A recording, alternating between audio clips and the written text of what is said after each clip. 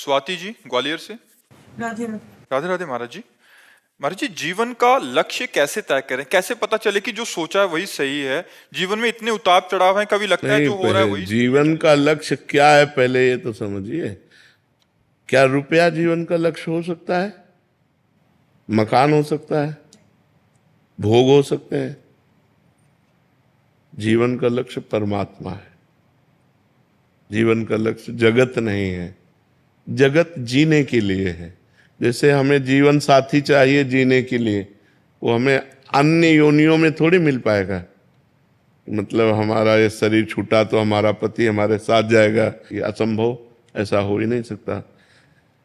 रुपया bank balance यहीं रह जाएगा, मकान यहीं रह जाएगा, जो आपकी पढ़ाई लिखाई पद है वो यहीं रह जाएगी, विस्मृत हो जाएगी शरीर छूटते ही। तो अगर हमने ये सब लक्ष्य बनाया तो परिणाम में तो सब व्यर्थ ही गया ना।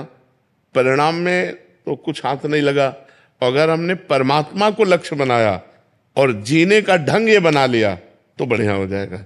हम भगवान का नाम जप करते हुए अपने पति में परमात्मा को देखें, अपने पुत्र में परमात्मा को देखें, समाज में परमात्मा को देखें, अच्छा व्यवहार करें। जो हमें पद मिला है, जो हमें धर्म मिला है, जैसे आप किसी की बहन है, आप किसी की पत्नी है, शादी ना हुई हो तो हम भागवतिक भाव फिर स्वीकार करके ब्रह्मचर्य से भगवान से अपना संबंध माने।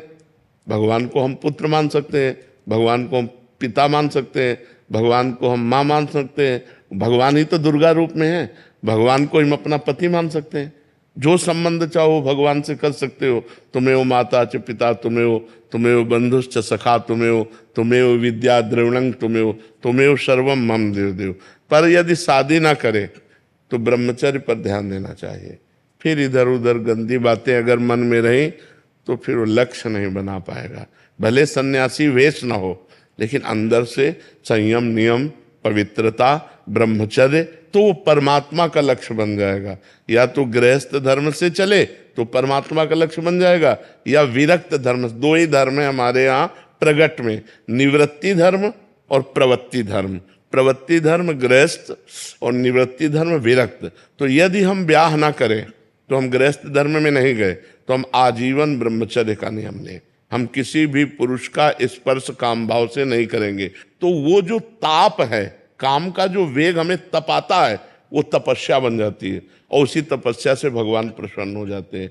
इसीलिए हमको एक धर्म तो स्वीकार करना चाहिए। आज गृहस्थी में बड़ा संशय हो रहा है। पति पत्नी में प्रेम नहीं रह गया। जब पति को देखती है कि दूसरी लड़की से, स्त्री से, या पति देखता है कि दूसरे पुरुष से, तो दोनों का मन अशांत हो जाता है। या तो संबंध विच्छेद, तलाक में उतर जाते हैं, या फिर हिंसा में उतर जाते हैं। तो गृहस्थ धर्म में भी बड़ा अब संशयपूर्ण है। बहुत ज्यादा विवाह विच्छेद बहुत ज्यादा हो। हाँ, और हिंसाएं भी हो रही हैं। आप देखिए, क्योंकि हमारे देश में ये सूट नहीं करेगा सूत्र। हमारा देश धर्म प्रधान है। ये विदेश में चलेगा, भारत में नहीं चलेगा। विदेश में ऐसा होता होगा, भारत में नहीं चलेगा। तो अब भारत में दो मार्ग बनाए गए हैं, एक प्रवृत्ति मार्ग धर्म ग्रंथों के द्वारा, और एक निवृत्ति मार्ग।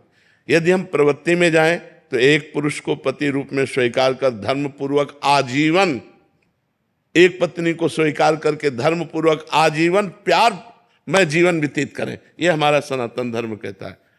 और यदि हमने ब्याह नहीं किया तो फिर हमें ब्रह्मचर्य से रहना चाहिए। तो यदि हम ब्याह ना करें तो ब्रह्मचर्य से रहें, अपने जीवन को पवित्र करके भगवान के चरणों में समर्पित कर दें। जैसे भीष्म जी ने अंतिम समय भगवान श्री कृष्ण से कहा, हे श्री कृष्ण, ये मेरी बुद्धि रूपी कुंवारी कन्या आज तक किसी का वर्ण नहीं किया, अब अंतिम समय है, हे श्री कृष्ण मेरी इस बुद्धि को आप स्वीकार करें, क्योंकि आज तक मेरी बुद्धि कभी विषयों में दूषित नहीं हुई, ये पतिव्रता है, आप इसे स्वीकार करें।